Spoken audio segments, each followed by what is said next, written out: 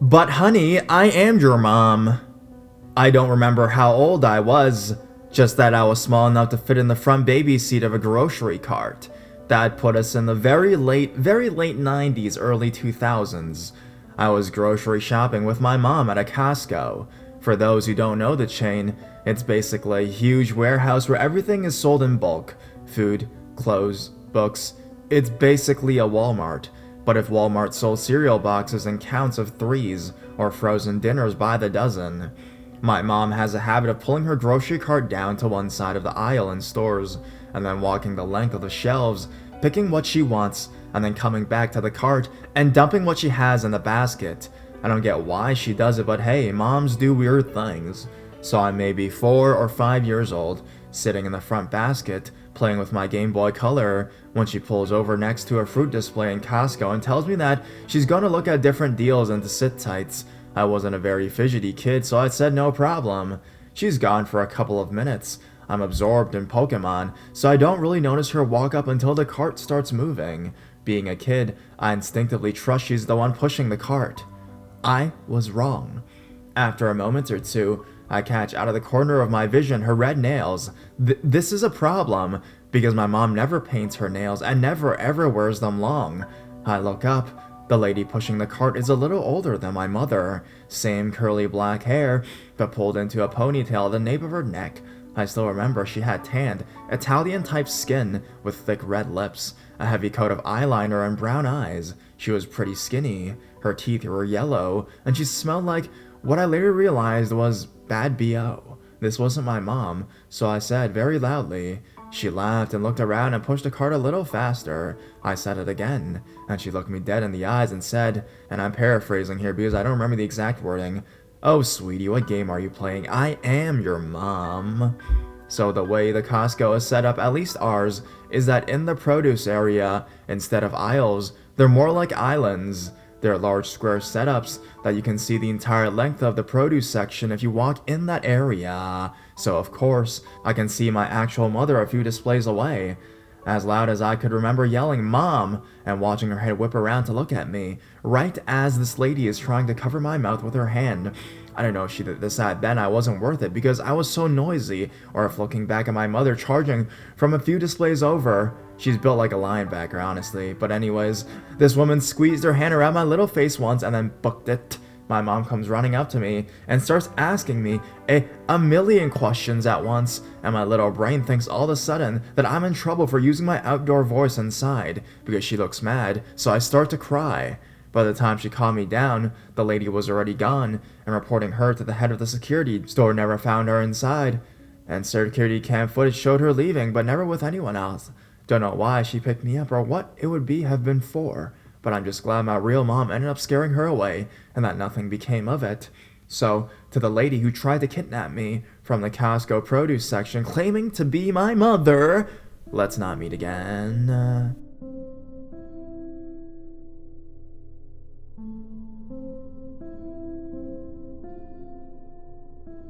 My childhood pen pal whose photos weren't her photos after all. I'm not sure if this was a trendy thing for anyone else in the early to mid 2000s, but when I was a child during this time, it appeared that many characters in books, films, and TV shows had pen pals, distant figures with whom they were best friends and to whom they scribed whatever was going on in their lives. One of these TV shows, Grange Hill, actually featured an episode where a girl met up with her pen pal, who turned out not to be a French boy her age, but a creepy middle-aged man who shoved her in the back of his van apparently. I did not let this sway me from seeking out a pen pal of my own. Anyways, I searched pen pals in Google and clicked on the first few sites. The one that I settled on already had a list of children's names, ages, locations, small bios, and an email address. I scoured the page, but couldn't find anyone my age. The youngest girl was Lotte, age 12, from Amsterdam, so I clicked on her email address and tapped out a cheerful message telling her I'm from the UK, that I was only 8, but I was really mature for my age and please be my online friend, smiley face, smiley face. I remember she responded very quickly. I remember that she told me that it didn't matter I was 8, she liked younger girls better anyways. Retrospectively, that's creepy as hell to say, but I was 8 and naive. We struck up a friendship, and we would email back and forth. I told her everything about the annoying friends at school, my parents fighting, my love for Jacqueline Wilson books, and Doctor Who, like the idiot that I was. I told her the county I lived in and the town. I didn't give her my address, but I was stupid enough to send her a picture of myself. She didn't send anything back, and I didn't think to ask because, once again, I was an idiot. She told me I was really pretty. Things are still a bit fuzzy to remember, but one thing I do remember is that she said she liked my eyes. A few weeks goes on like this. My older sister was the only person in the world who knew about this, and she told me one day that she wasn't comfortable with this. Because she's only older by a year, I thought she knew better and brushed her off. But she asked me to tell her mom. I didn't want to, but I had a gut feeling that I should. That evening I told her, putting on my most persuasive voice. I tried to convince her that Latte was really cool and nice, but my mom is protective, and she knew something was wrong. She asked to see the emails and told me, Latte isn't a girl, she's a man preying on you. Mom pointed at the typing style and the email address. She doesn't even talk like a little girl, she said. See, Latte's email address wasn't something simple like at hotmail.com or at gmail.com or at yahoo.com. It was at something that, according to my mom, looked like a business name, not something that a little girl would have an email with. Her writing style had also changed over the weeks we've been talking. It's gone from natural to normal typing to typing like this with a lot of caps and stuff. This didn't give Mom a good feeling at all. She told me to stop talking to her. I lied and said I would. Naturally, I carried on. But I was still a little unnerved. I emailed Latte a few days later, saying that my mom wanted her mom's email address. She started questioning me why when she replied, but eventually gave it. I was relieved. In hindsight, I should have wondered why she didn't want to give me the address straight away. Maybe I realized this a little subconsciously, because I asked for a photo of her, and in another with her mom. Again, she questioned why, and asked if something was wrong. I just told her that my mom wanted to know what she looked like. There was no reply for a few days, and then again, finally, I get an email from her. Attached were two pictures, one of her, and one of her with her mom. Now, they didn't look right. They didn't look like normal photographs, if you know what I mean. They looked like really polished and professional. I think by this point, the unsettling feeling was too much for me to handle. I'm not good at shutting things down with someone, even to this day. I can't calmly and slowly end a relationship or friendship. So I replied to the email with the pictures, and wrote that I never wanted to speak to her again. Lotte didn't take it very well. Not well at all, actually.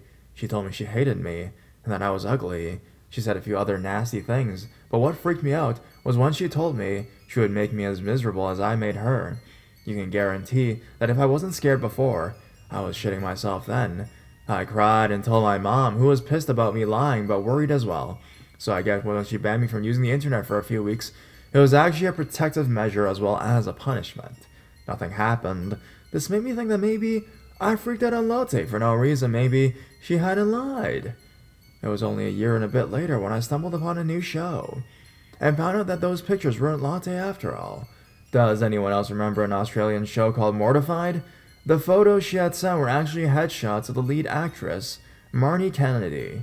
So, Lotte, I'm glad we never met, and let's hope we never ever meet. P.S. I hope your predatory ass is in prison.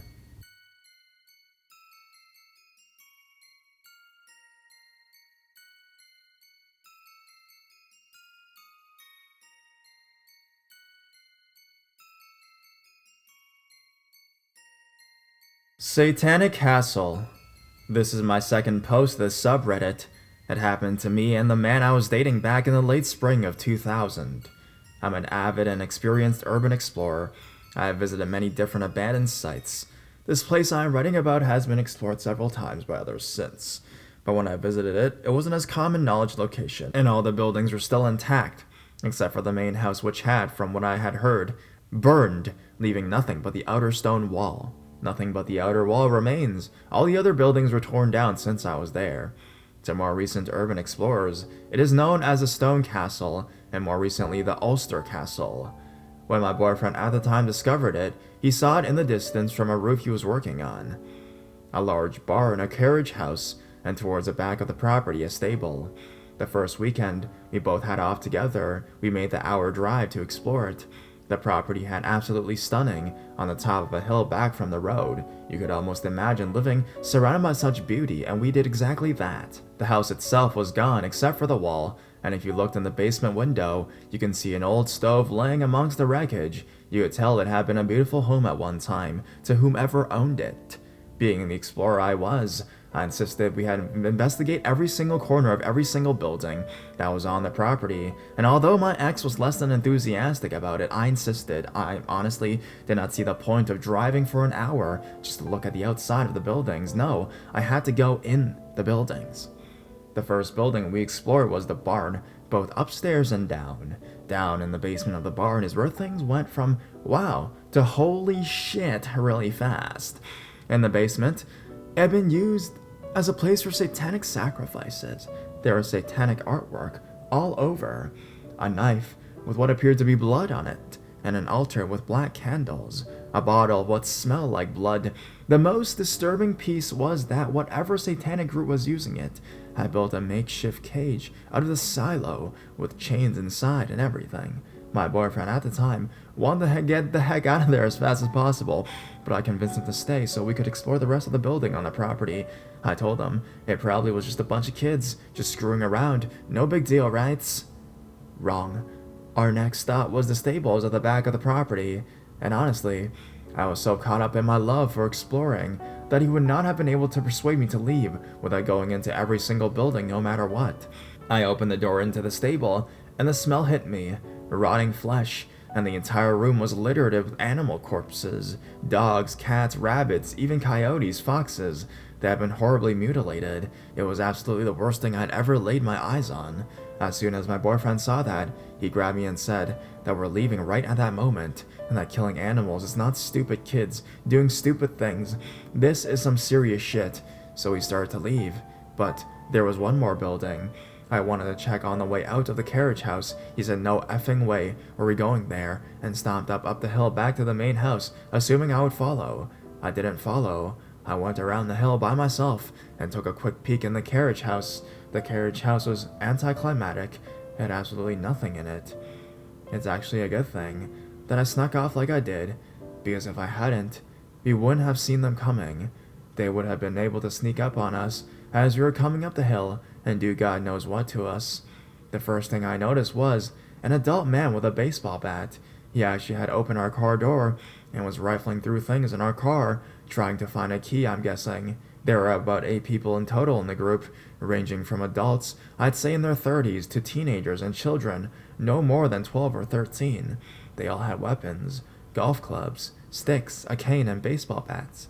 I yelled at the guy what the hell he thought he was doing going through our car, and my boyfriend came charging over the hill, bless his heart, right through the group of creeps and weirdos who seemed to be lying in wait for us. It appeared that we had ruined whatever plans they had in mind, because they immediately backed off. Some even tried to hide their weapons behind their backs, which was just stupid if you ask me. Who wouldn't notice a baseball bat behind somebody's back? Baseball bat guy demanded to know what we were doing there, and I demanded to know what the hell he thought he was doing in our car. He didn't answer, just looked at me all nervous. My ex-boyfriend said we were just admiring the architecture of the house and that we were just leaving, and they let us into our car and drive off, which in itself was a miracle.